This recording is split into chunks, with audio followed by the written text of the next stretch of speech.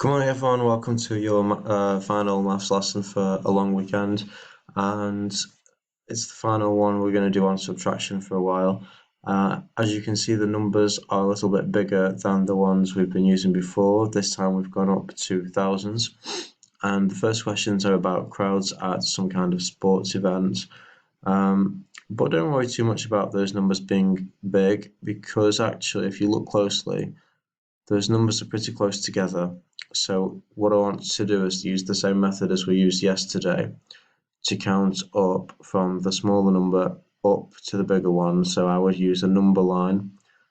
So write a number line across the page, 4,973 here, 5,014 here, and then show the jumps that you're going to make to go from that smaller number here to the bigger number there. And then you have your answer. You can set out your work however you want, but I really advise you to count up.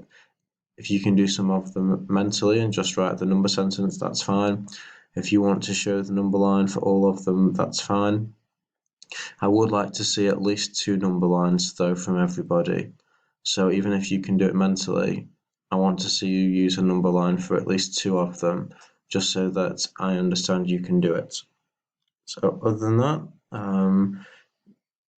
good luck. Have a go at the word problems at the bottom as well. It shouldn't be too difficult. It's the same process, the same style of questions as the first ones.